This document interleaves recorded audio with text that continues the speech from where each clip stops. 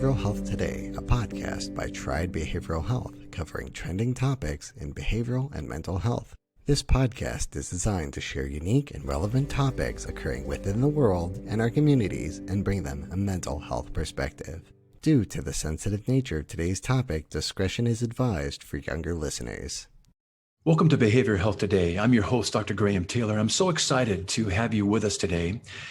And I'm very excited to be joined today by Kevin Hines. Kevin is an award-winning global speaker, best-selling author, documentary filmmaker, and suicide prevention and mental health advocate who has reached millions with his story of an unlikely survival and his strong will to live. 2 years after he was diagnosed with bipolar disorder, Kevin attempted to take his life by jumping from the Golden Gate Bridge. Kevin now travels the world to share his story in the hopes of preventing more suicides and educating people about wellness. I'm very excited to have our guest with us today as we talk about his journey of being a survivor. Kevin, welcome to the show. Thank you for having me. So glad to be here, Graham. Really nice to have you with us. You know, Kevin, as I start out today, I want to kind of put a caveat at the front end of our talk. Suicide is always a delicate, sometimes tricky subject to address. However, as a psychologist myself, I know, as I know you do as well, Kevin, that it is essential that we address this subject responsibly, looking to safely message it in a bold and candid way so as to name and bring to a conversation level something that so many people are struggling with and may contemplate acting on.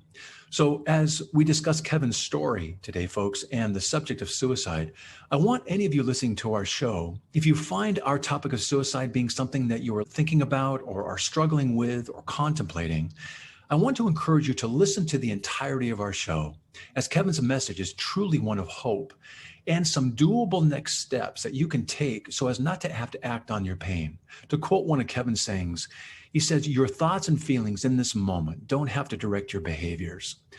I also want you to go grab a pen and to listen, to write down some of the resources that we're going to be providing at the end. Kevin's got some great resources for us to reference at the end of our podcast, and we're also going to have those resources for you to access as well. Kevin, thank you. So, hey, as we get going today, I would love for you just to start us out by sharing with us your story. Absolutely, Graham. Glad to. I was born in severe poverty. I had infant trauma from a very young age. In the first 9 months of my life, I was fed what my parents could steal. Kool-Aid, Coca-Cola, and sour milk was my first diet. Thus, my gut to brain health was very, very poor. And I was violently ill all through foster care. No parents wanted to keep me because I was such a sick child. I had one full-blooded brother. We bounced around from home to home in foster care. We both got a vicious strain of bronchitis and he died. So I immediately had two forms of abandonment that I had to deal with. I would later be diagnosed with severe abandonment issues and a detachment disorder at 9 months of age. But at 9 months old, I landed in the Hines home. And as you know, my last name, spoiler alert, this works out, This works out just fine. Pat and Debbie Hines made me their son, gave me hope, light, and love, unconditional love from them and the extended family. They adopted and took in 3 kids from 3 separate families into one and made a melting pot of a family. Me, I'm mixed. I'm Black, Arawak Indian, Portuguese, Jamaican, Scottish, Irish, English, and Italian. My brother's Black, my sister's white, and people were confused. I love it. Exactly. People were confused. They'd look at us and they'd go, "What is going on over there?" Right. I'll never forget walking with my mom as she had my brother in the stroller and my sister to her right, and I was to her left, I believe. And this pack of women came across the street to look at the kids. And you could tell they were about to be like, "Oh, how cute," but how did that happen? Exactly. Make some sense of this for us. Yeah. And my mom just quickly replied, "Oh, all different fathers." I love it. That's classic. Which is classic. That's classic. It was true though, so they couldn't do anything about it. There you go. They'd cross back across the street and be appalled, So we got a kick out of that, but it really was some of the issues were difficult. For example, not being allowed to eat at a restaurant at night because of what we looked at as a family in the 1980s in California, which is ridiculous. Yeah, absolutely. But growing up in the Hines home was a beautiful thing. Pat and Debbie Hines worked tirelessly for everything they ever had the hard way.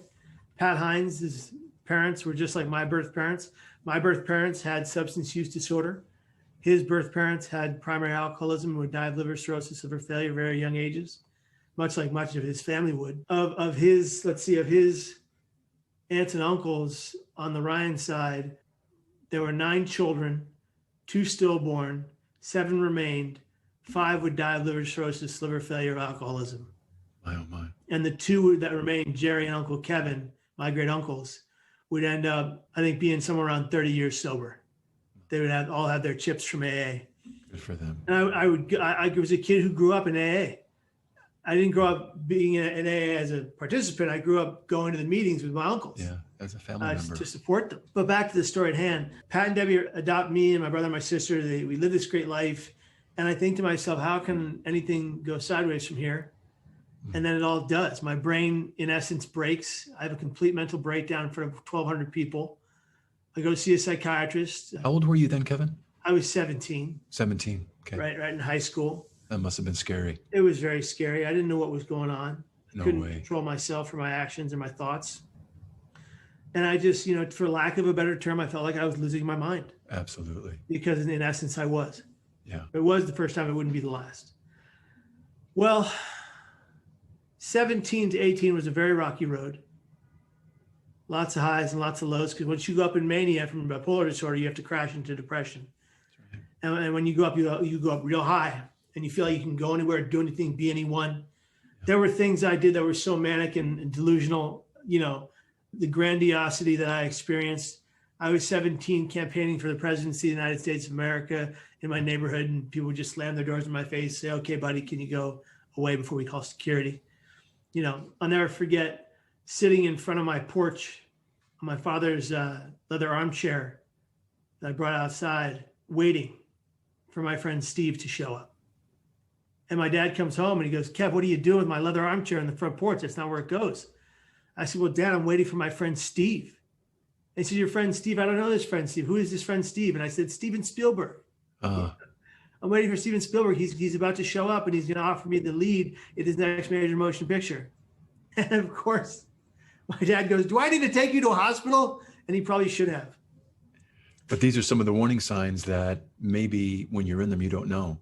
You don't know. To you, it all makes sense. It all makes sense. To you, there's nothing questionable about it. Yeah.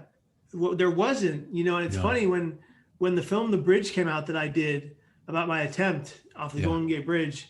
And I told my story in that movie. My dad and I were 10 minutes featured in that film. And the film was about all the deaths at the Golden Gate Bridge and why there was nothing being done about it. Yeah.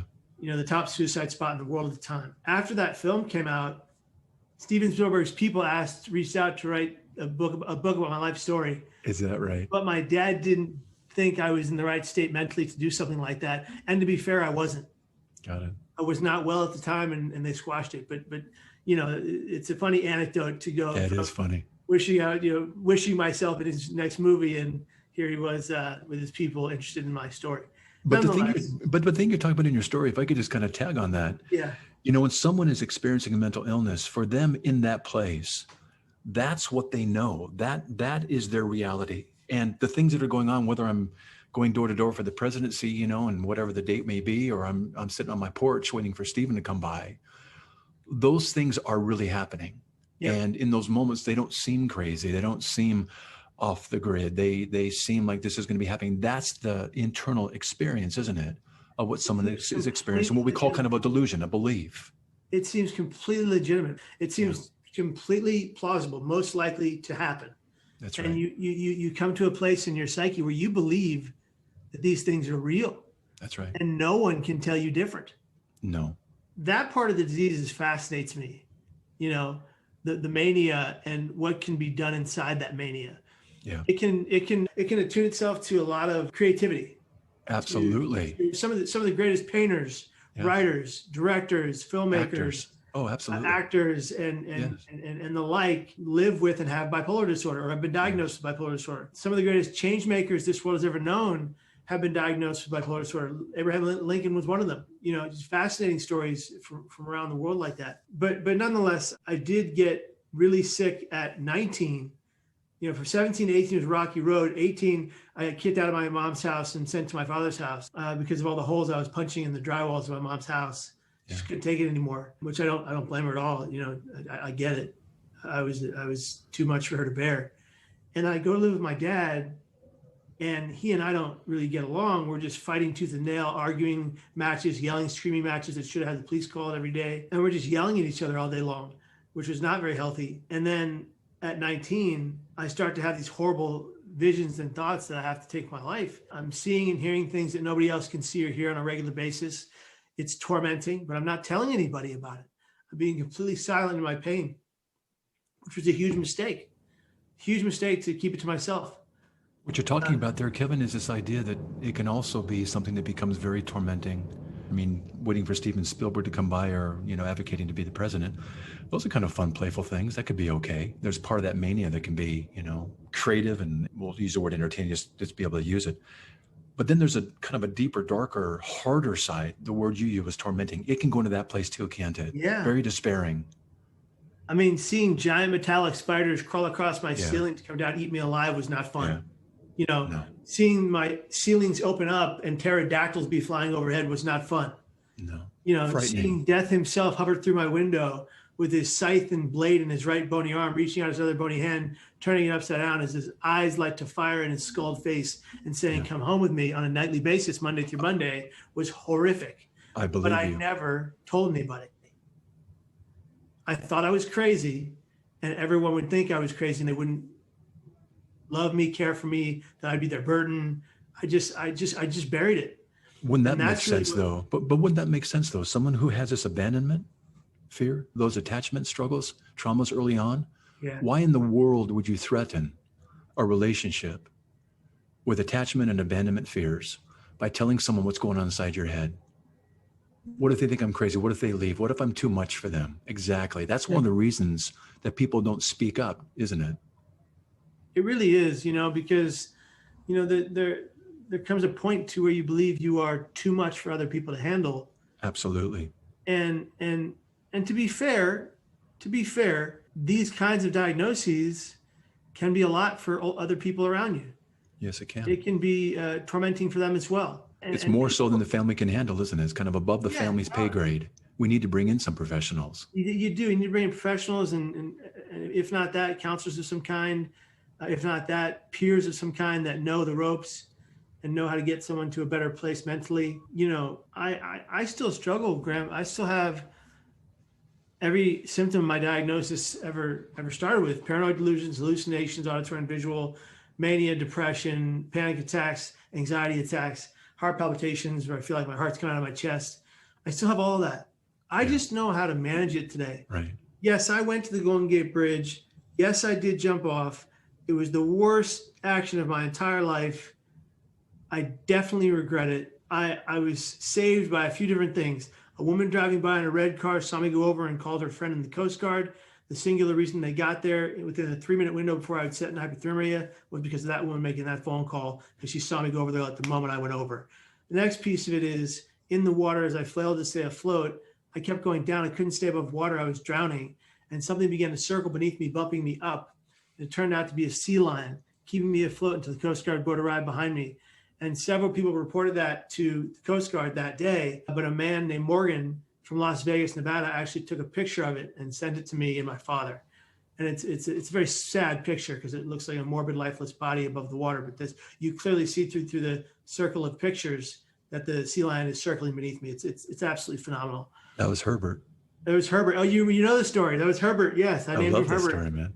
It's fantastic. And there are stories of animals all around the world of all kinds saving humans in situations. There's even a story of a lion saving an infant girl from other animals. Just amazing stories. But I get to the hospital. I have shattered my back in 3 places. I've shattered my T12, L1, L2, missed severing my spinal cord by 2 millimeters that day. And just so lucky to exist. I'm in a bracing structure after the surgery. And my father was the first to arrive. And this is where it gets heavy, is that, this is a man who I'd never seen cry in my entire life, never seen him show emotion, tough Sunset Irishman, 4th generation San Franciscan, the only person tougher than him was Uncle Kevin, you know what I mean? And my dad comes in and waterfalls just flow from his eyes after I say, "Dad, I'm sorry." He says, "No, Kevin, I'm sorry." Yeah. And for the next 4 weeks, he stayed with me in that hospital room and didn't leave one moment. I mean, when on the first day when they came in to say, Mr. Hines, visiting hours are over, you have to leave. He said, no, I think I'll stay. And they said, no, so you don't understand. These are the rules. You can't stay. And he said, get me a cot. And they sent 2 steroidal looking orderlies in that couldn't fit in the door at the same time.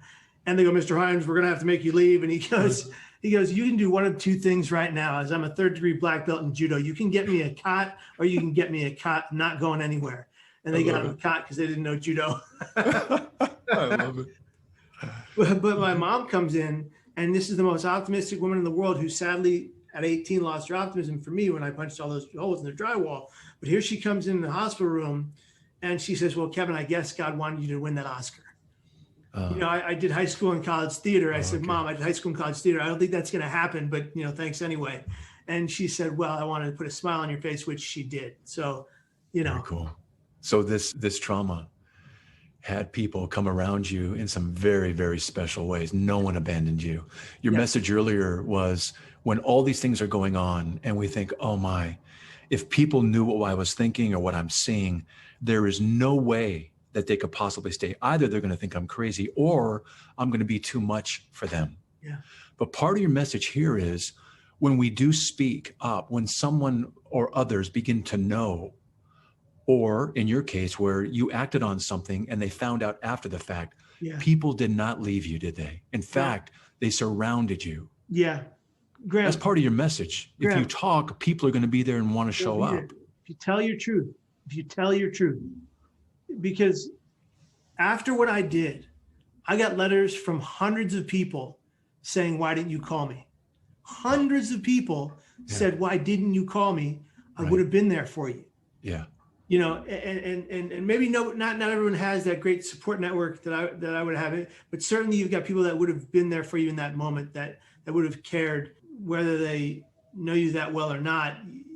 We are intrinsically human. We want to help others. That's right. It's in our nature, just like we want to survive. It's in our nature. It's instinctual.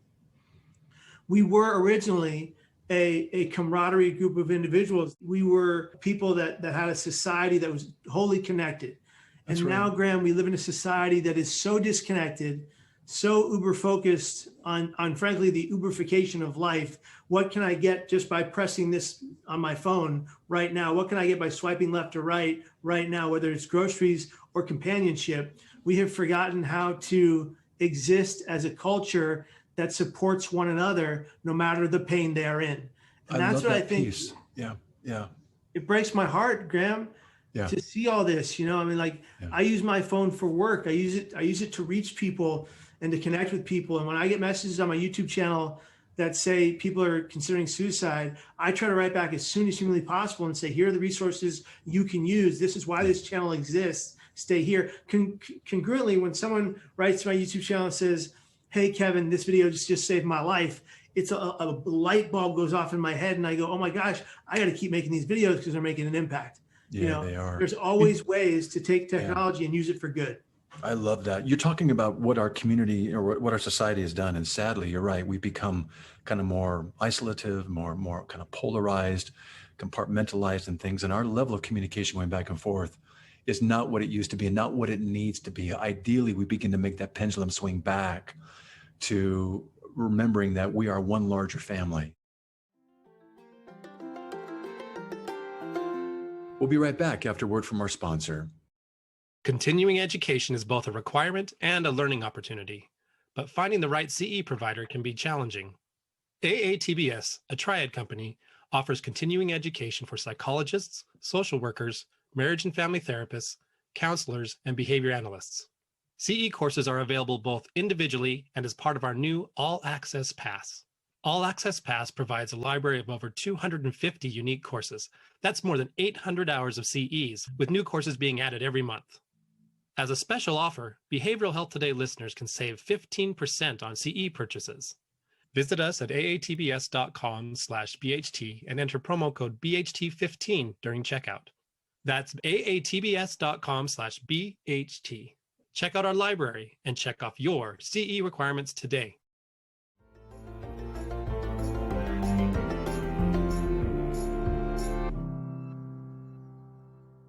You're saying, though, that in the absence of that, or in the presence of mental illness, when someone's really struggling with something that's diagnostically significant, it is hard to reach out of that fear of how are others going to respond? Or am I going to be too much for people? Are people going to be able to contain this? Am I going to chase them away, et cetera? Am I going to have another abandonment or another loss of an attachment that's important to me? On the other side, I've heard you say there's power in voices, but I know that oftentimes for probably most folks, they may be afraid to ask. And in fact, you're talking about some of the videos I watched, you were in the bus going to the bridge, and you so wanted anybody just to say, hey, how you doing? That would have been it. Not this big, long, therapeutic, intro to therapy talk. Just, how are you? Are you okay? That's all you were hoping. All I wanted. And or even I think even the woman you said before you jumped, she walked over to you and you said, oh, maybe this is somebody who's going to ask me. But it turns out she asked you to take her picture, if I remember right. Yeah. All you needed. So this is a flip side. One's the person who's in it reaching out, the other people who are on the outside looking in, and just, if they see something, ask. But people have a hard time asking. Let me ask you something. If someone had asked you on the bus, hey, pal, are you okay?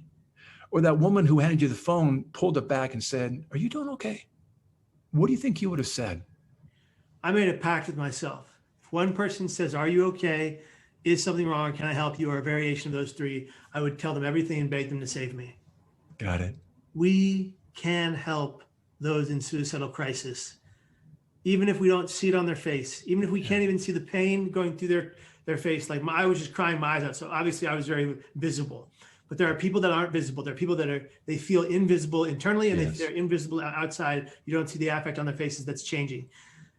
So to be a good neighbor then is to ask every human that question when hard times arise for all of us as a collective. Yeah. Are you okay? Is something wrong? Can I help you? Or even, hey, I'm worried about you, and I want to ask you a very serious question, but I don't want to offend you. Are you thinking about killing yourself? Have you ever made plans to take your life? That does not put the thought in someone's mind who's not already got it. It gives that person permission to speak on their pain, and a pain shared is a pain halved. Kevin, I want to push on this a little bit. So we sometimes, when working with parents, we say, hey, you need to talk to your kids about drugs and sex. And they go, if I do that, they're going to start having sex and they're going to start doing drugs, right? No, they're not. They don't want to. In fact, it's going to be the opposite. So what you're saying here is just the same thing. Ask. But people are afraid, well, if I ask it, I'm going to insert the idea into their mind, and I'm going to be the one that kind of hits that last domino that puts it into motion. Speak to that again, please. That is a massive myth. Just like it's a myth with sex ed and drugs, talking about it is the only way to defeat it. If you don't talk about it, you'll never know if your child is suicidal. And any child, loved one, person, individual, husband, father, fiance, caregiver, anyone can become suicidal.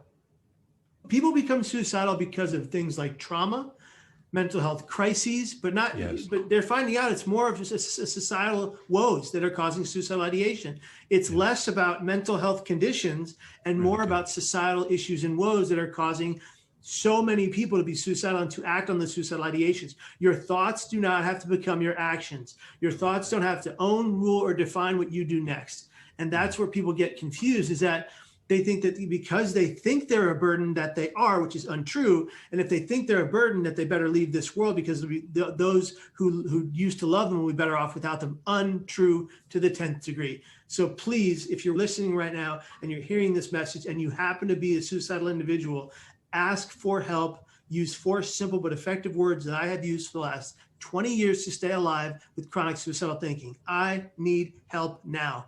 And you must say it to every person you come across until someone is willing to guide you to safety. I love that. Keep naming that. Don't act on it. Kevin, you said something so very, very key. I think a lot of times we've always thought about suicide being within the context of mental illness, like a bipolar disorder, a major depressive disorder, someone going, through something very, very traumatic, or maybe something more in the thought disorder category, schizophrenia, et cetera. However, what you're saying right now is our society is such, even with COVID being in place, we know some of the stats on suicide, it's going through the roof, particularly with young people recently too. What you're saying is it doesn't have to be a mental illness per se, it can be bullying. It can be one's self-beliefs that are so very, very negative that life becomes very, very small. The isolation we're experiencing right now with the quarantines and no school, no connection with folks, peers being, stress, comparison, et cetera, all the pressures. When you talk to folks, let's say it's not within the context of a mental illness that we could diagnose, but there are other stressors or pressures, let's say situational stressors. Sure. What are some of the things you see going on in their lives that are contributing to the compounding effect that leads them into looking into that kind of that abyss of suicide? What are they going through? I'm seeing a lot. I'm seeing a lot of what I experienced in grade school. I'm seeing a lot of bullying in the high school arenas. Oh, yeah. I'm seeing kids torturing other kids through cyberbullying, which is 60% more dangerous than physical bullying. When I was in grade school, they put me in trash can upside down and said that's what I was, garbage, because I was part black. When I was in grade school, they punched me in the gut until my stomach was bruised, but I wouldn't show the teacher, so they never knew. When I was in grade school, they would do all kinds of things to hurt me and mess with me because I didn't look like them. And it was a big problem. That carried on to me learning how to self-loathe. Exactly. That turned into me being my own biggest critic. This is so important, Kevin. This is us doing it to ourselves, almost taking the baton from others, the trauma baton that others used against us. Now we take it on ourselves. Little do we know it. Every spiteful, hurtful, negative thing that's ever been said or done to you, you backbrain it, it stays in your brain. And when you are having a hard time later in life, you recall it and it's internalizing the pain. That's right. So what I used to do is I would look in the mirror. I would literally look in the mirror and I would say, I hate you. You're an idiot. You're so stupid. You're dumb. You're so ugly. And I finally learned how to reverse the negative inner critical voice and change that to be a positive inner voice. So that when the negative thoughts come forward, which they still do, I immediately shut them down with a positive voice of affirmation. And what that does is retrains the brain. So when you retrain the brain, you retrain the mind. And when you're able to do that, you can defeat any pain that comes your way. Pain is inevitable. It's coming for all of us if it hasn't already, but suffering can be optional. People have been taught by clinicians all over the world that they are suffering from this disease or that disease or this diagnosis or that diagnosis. And they all told me, they said, Kevin, you're suffering from bipolar disorder. You're suffering from asthma. You're suffering from this, suffering from that. And I adopted that narrative. But when I tell myself that I'm suffering, I then become the victim of my own story. Exactly. When I tell myself instead that I am living with, battling, fighting, and defeating the diagnosis, then I become the hero of my own story. And so pain is inevitable, suffering is optional. It's a choice. Choose the path of the hero. Choose the path of the person that goes, yeah, maybe I have this diagnosis, but I'm going to defeat it one day at a time. Yeah, I really like that. You're talking about, we all have a narrative in our head, don't we? A lot of times we're not even conscious that it's there, but we're acting on it. It's coming up. We're looking in the mirror and we're telling ourselves these things. Yeah. We also know, and you're so helpful to have that named, our traumas get locked in our neural network. Yep. A lot of the EMDR work talks about this, where our traumas are literally locked, and all it takes is something to trigger it, whether it be in mental illness and we're experiencing a dip or a mania going up or down, or a situational stressor that reminds us of that narrative inside, and our brain literally lights up in that trauma place. So someone says, oh, don't let it bother you. It's impossible not to be in that moment fully and to be controlled by it. However, what you're saying is a real helpful piece. We can begin to change that narrative with a narrative that says that was maybe what they said back in the day, but that was never a proper mirroring of who I am.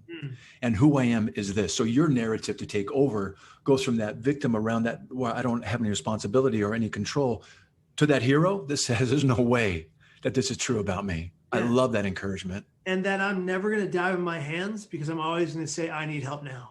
Yeah, exactly. Yeah. And I want people that are listening to your show, I want them to know that I'm not just coming here to be on your show to pontificate. I want to give you some resources.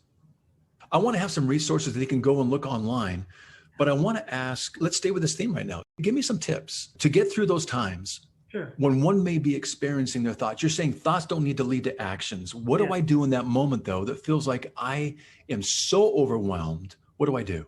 Okay, these are things I would do in these situations. These are things I've done and that I do in these situations. So when I'm having a really bad mental health day and it's starting to get worse and worse, I'm leaning towards more depression. Maybe those suicidal thoughts are starting to creep in. My wife can see it in my eyes. She knows right away, drop and give me 50 push-ups.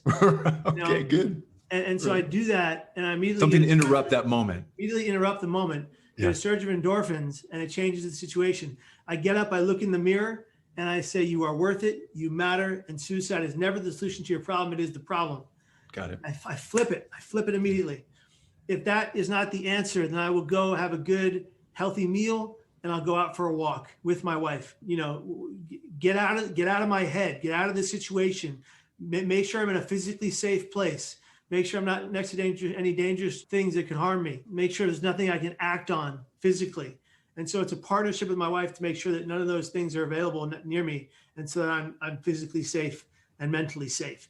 But those walks and those push-ups and that mirror talk, it really does help me change my perspective and change my way of thinking, and allows me to get through that moment. Because it turns out that ideation is temporary.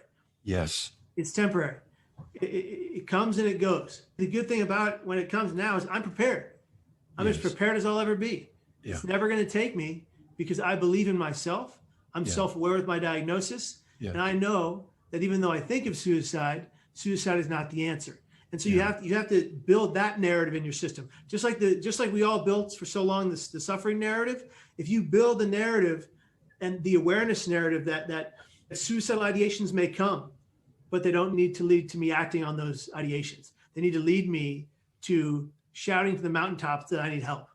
Yeah, I really like that. I think in our society right now, we're lacking some grit. And I think what you're encouraging is that life requires grit. We have to be hardy, and we got to work at it. If we want it, we got to go get it. We got to want it. Yeah. And what you're saying in those moments is a couple of things that really make sense to me. I think sometimes the last place we want to be is in our head all by ourselves. Right. And what I like that you're saying, you mentioned your wife twice, and my next steps when I'm in that moment. First of all, she sees me and she said, drop and give me 50. Or maybe sometimes you might notice it and you could drop and give yourself 50. Yeah, but the idea is being able to notice that moment as best we can, or have somebody around us in a significant role catch us in that moment, have us drop, do those things to break that thought pattern, do something active, and then watch that moment pass. And I think that's such a cool set of steps. But I'm also hearing you encourage, we got to reach out to each other and ourselves, reach out if we're in that place in a way that can be of help. Yeah, that's good. It's a way to be. I mean, as human beings that aren't dealing with mental crises or suicide ideations, we've got to be on the lookout for those that are. Yeah, that's really good. It's as a society, it's all of our responsibility. And for those of us individuals that are going through it, we need to be able to be bold enough to tell the truth about our pain. Kevin, tell me, as a psychologist, and for those practitioners that listen to this podcast, as we sit with folks in pain, what advice would you have for us? When you love those in pain, I think it comes down to a few things: complete and total empathy, lack of apathy, absolute compassion, unconditional love, and regularly letting them know of the signs, symptoms, and triggers that you see within them, so that they can understand that you're not just making this up, but that you can tell they're having a hard time. I think those 5 things can really help us benefit someone in pain. It's really good. Kevin, you've been doing this for a while. I know we're kind of winding down on our show here, but let me ask you a couple of quick questions before we get some resources. You've been doing this work for a while. How long?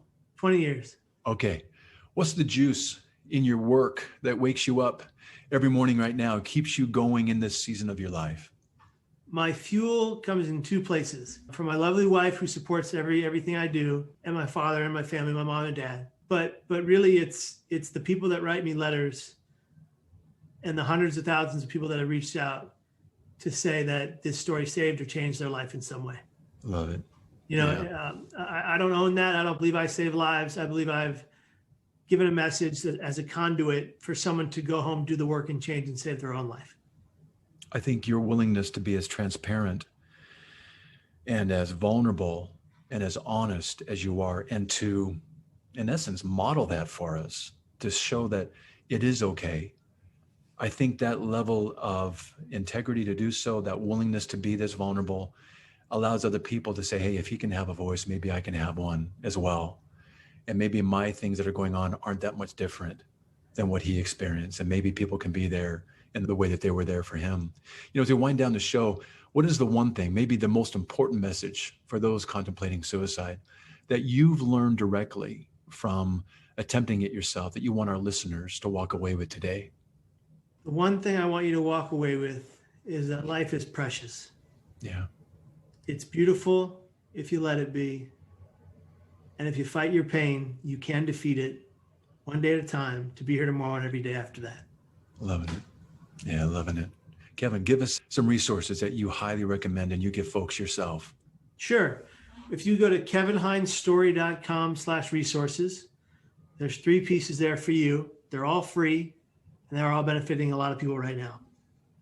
The first is the Art of Wellness tool guide, a PowerPoint presentation that you can teach or you can learn. You can use in trainings if you need. It's 10 steps to how I stay mentally stable. That are common sense tools to better your brain, mind, behavior, mental health, and well-being. There is a parents and teachers guide to teen mental health and suicide prevention, written by some of the best suicidologists in the field, one of the most heavily downloaded in the field.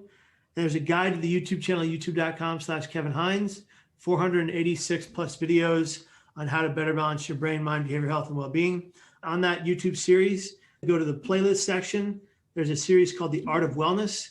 It's that 10-step guide in video format, which is a much easier way to do it. 3 to 5 minutes each, easily digestible, and they're still helping people today. So let them help you. Fantastic. Those are terrific. We're also going to put those on our page as well for folks to access. You're more than welcome to see them there as well.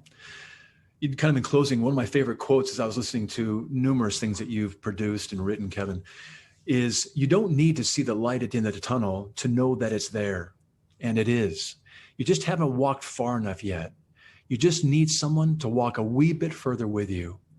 Kevin, I want to thank you for what you're doing in walking with folks just a wee bit further by telling us your story and your message of hope and letting us all know that there are those that are out there that are willing and available to walk a wee bit further with us during times of struggle. We just need to ask. So thanks so much, Kev, for being with us. It's been a pleasure. Thank you, Graham. Appreciate it. Been awesome, man. Hey, and to those listening today, we want to thank you as always for joining us. We so appreciate it. And we'll look forward to having you join us next time on Behavioral Health Today. We appreciate all the support from our community, and if you like our show, one of the best ways you can support it is by giving us a 5-star rating and leaving a review. Behavioral Health Today is a podcast part of the Tried Behavioral Health Network, all rights reserved.